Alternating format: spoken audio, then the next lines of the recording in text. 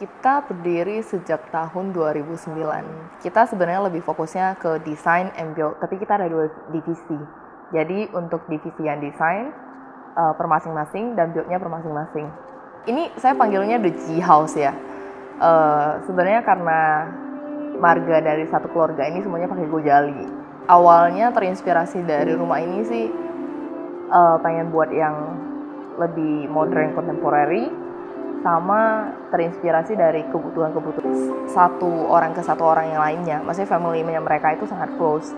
Jadi dari hal-hal tersebut kita membuat banyaknya yang namanya open space. Kayak kamar orang tuanya juga itu kita letakin di satu lantai di mana anak-anak bakalan berkumpul di daerah di sana. Dan selain dari itu sih, kayak misalnya kita ada masukin kolam renang karena dari owner ada permintaan beliau mau ada kolam renang gitu. Cuman kolam renang ini kita gunain sebagai void di mana sirkulasi cahaya dan lain-lainnya itu semuanya kita bisa dari sana.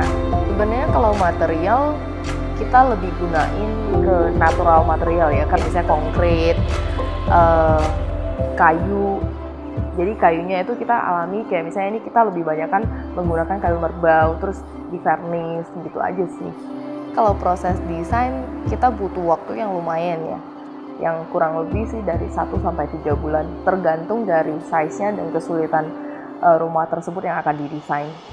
Jadi pada awal dasarnya itu kita butuh tahu size-nya, lokasinya, terus yang kedua kalinya pertemuan, kalau misalnya bisa di pertemuan pertama kalinya itu sekalian, kita sih biasanya lakukan langsung sekalian.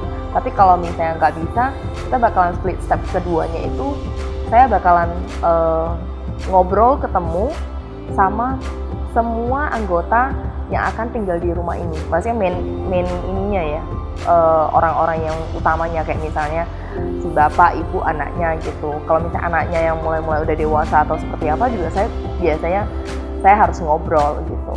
Jadi selain dari kebutuhannya mereka itu, saya akan membaca karakternya mereka.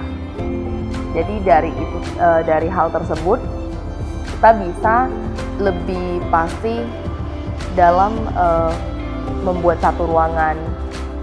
Karena kita sebenarnya waktu kita desain itu kita mempertimbangkan kayak misalnya seperti di house ini, kenapa saya banyak bukaan di eksteriornya menggunakan kaca-kaca dan bahan-bahan yang lumayan ya maksudnya kaca kan lumayan serap panas, tapi karena rumah ini hadapnya ke selatan, so kita bisa gunain dari hadap rumahnya itu kan tidak bukan hadap barat ya maksudnya ya, jadi panasnya juga bakalan berkurang. Kalau misalnya kita menggunakan dia hadap ke barat, kita bukaan kacanya banyak, wah ini bisa jadi benar-benar jadi glass house, maksudnya kayak panas banget sih, nanti penghuni rumahnya juga jadi nggak nyaman.